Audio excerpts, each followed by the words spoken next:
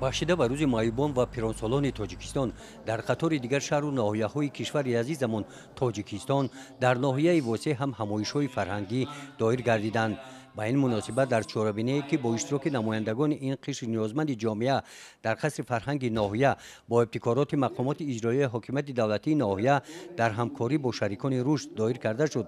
раиси ноҳияи восеъ қайд намуданд ки дар даврони соҳибистиқлолии тоҷикистон нафароне ки бо ҳукми тақдир маъюб дастнигаранд бо ғамхории ҳукумати ҷумҳурии тоҷикистон фаро гирифта шуданд.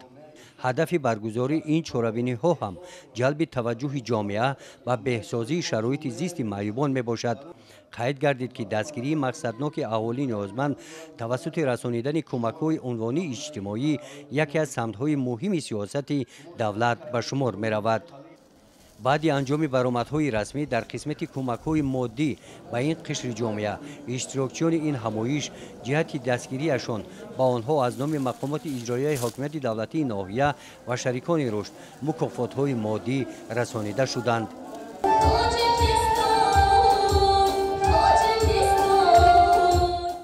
дар қисмати барномаҳои фарҳангӣ кормандони шуъбаи фарҳанги ноҳия ва завқмандони мусиқӣ аз эҷодиёти адибони тоҷик дар мавзӯи ватандӯстӣ, эҳтироми арзишҳои инсонӣ, шеъру сурудҳо қироат намуданд.